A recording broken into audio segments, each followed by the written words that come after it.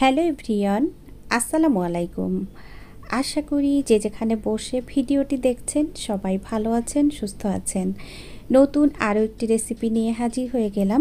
Ramzan special recipe, 3 রকমের রুহ Afza recipe. আর আজকের রেসিপিটা একদম নতুনদের জন্য, পুরাতনরা চাইলে ইগনোর করতে পারেন। তাহলে চলুন কথা না বাড়িয়ে মূল রেসিপিতে চলে যাই। শরবত তৈরি করার জন্য প্রথমে আমি একটি বড় সাইজের মগ নিয়ে নিয়েছি। আর যেহেতু 3 রকমের শরবত বানিয়ে নিব, তাই আসলে একটা বড় সাইজের মগ নিয়ে নিলাম, একবারেই শরবতটা তৈরি করব। তো এই যে গ্লাসটা মেপে নিয়েছি, এই গ্লাসের আমি 3 গ্লাসের একটু কম পানি দিব। এই গ্লাসের আমি 3 গ্লাস শরবত বানাবো, তাই একটু কম পানি দিয়েছি। এই জন্য আমি কিন্তু আজকে যে আমার আগে সুগার সিরাপ আছে, সেই সুগার সিরাপটা দিয়েই শরবতটা তৈরি করব, ওই জন্য পানিটা একটু কম দিয়েছি। তো পানি নিয়ে নিয়েছি, এই পর্যায়ে আমি সেই সুগার সিরাপটা ব্যবহার করছি। তো আসলে আমি বলছি না কতটুকু দিব আর কি আমি। তো এখানে হচ্ছে আপনারা আপনাদের স্বাদ অনুযায়ী ব্যবহার করবেন, যে যেমন মিষ্টি খেতে চান সেই অনুযায়ী। তো আমি আমার পরিমাণ মতো সুগার সিরাপ দিয়ে দিয়েছি। আমি একটু মিশিয়ে নিয়েছি। এই পর্যায়ে আমি রুহ আফজাটা দিয়ে দিচ্ছি। তো এখানে রুহ আফজাটা আসলে আপনারা যদি কালারটা একটু কম চান তাহলে কম দিবেন, আর যদি একটু আমার মতো টকটকা চান তাহলে একটু বেশি দিবেন। টোটাল আমি এখানে 5 চা চামচ পরিমাণ ব্যবহার করেছি। প্রথমে 3 চা চামচ দিয়ে একটু মিশিয়ে নিয়েছি, আমার কাছে একটু কম মনে হয়েছে। তারপর আমি আরও 2 চা চামচ দিয়ে দিয়েছি। তো এই যে এতটুকু আপনারা যদি চান তাহলে ঠিক আছে, বাট আমি একটু ডিপ চাচ্ছিলাম কালারটা, ওই জন্য আমি পরে আরও 2 চা চামচ মিশিয়ে নিয়েছি। আর একটু আপনারা মিষ্টিটা বুঝে দিবেন, কারণ এই যে রুহ আফজা কিন্তু একটু মিষ্টি থাকে, এজন্য মিষ্টিটা বুঝে দিতে হবে। আমি যতটুকু সুগার সিরাপ দিয়েছি আমার কাছে ঠিক মনে হয়েছে। এখন আমি ভালো করে মিশিয়ে নিচ্ছি। এটা বানানো হয়ে গিয়েছে, পাশে রেখে দিচ্ছি। এবার গ্লাস নিয়ে নিচ্ছি আমি।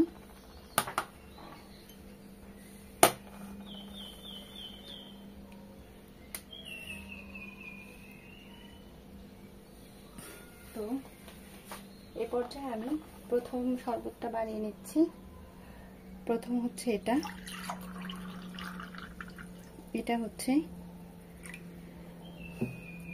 এটা নরমাল রুহ আফজার শরবত। এখন আমি দ্বিতীয়টা তৈরি করছি।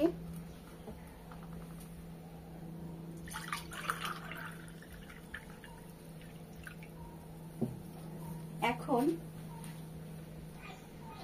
দ্বিতীয় শরবতটার সাথে আমি মিক্সড করছি এই যে তুকমা দানা। এটাকে আমি আধা ঘন্টা আগে ভিজিয়ে রেখেছিলাম। ভেজানোর ফলে এটা কিন্তু অনেকটা ফুলে গিয়েছে। এই যে এখন আমি এর ভিতরে মিক্সড করে দিচ্ছি। এখানে ছিল 1 চা চামচ পরিমাণ। আর এটা যখন আপনারা খাবেন তখন যেটা করবেন, একটু মিক্সড করে নিয়ে খাবেন, না হলে কিন্তু এটা একদম নিচে চলে যাবে। আর তুকমা দানা আমাদের শরীরের জন্য অনেক উপকারী। আর আসছে রমজান মাস, তখন কিন্তু রোজা রাখার পরে যেটা হয়, আমাদের কিন্তু শরীরটা অনেকটা কড়া হয়ে যায়। তো এমন 1 গ্লাস শরবত যদি আপনি ইফতারিতে রাখতে পারেন, তাহলে মাশাআল্লাহ সারা দিনের যে ক্লান্তি সেই ভাবটা দূর হয়ে যাবে।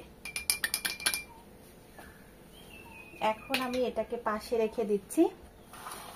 3 নাম্বার শরবতটা তৈরি করছি। 3 নাম্বার শরবতের জন্য এখানে আমি আর একটা জিনিস ব্যবহার করব। তো শরবতটা ঢেলে দেই। এই যে দেখতে পাচ্ছেন, এটা ইসবগুলের ভুসি।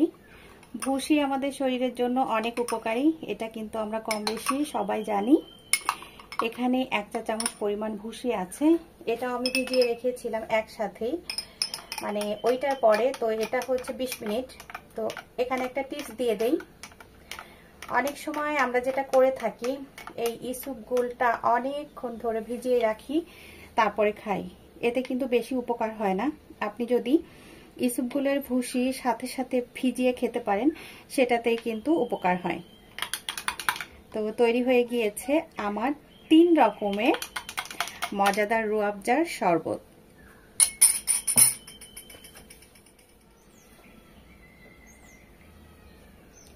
তৈরি হয়ে গেল আমার মজাদার 3 রকমের শরবত। আশা করছি আজকের রেসিপি আপনাদের কাছে অনেক বেশি ভালো লেগেছে। এতক্ষণ সাথে থাকার জন্য সবাইকে অসংখ্য অসংখ্য ধন্যবাদ। সবাই ভালো থাকবেন, আমার জন্য দোয়া করবেন। আগামী রেসিপি দেখার আমন্ত্রণ জানিয়ে বিদায় নিচ্ছি। আল্লাহ হাফেজ। আসসালামু আলাইকুম।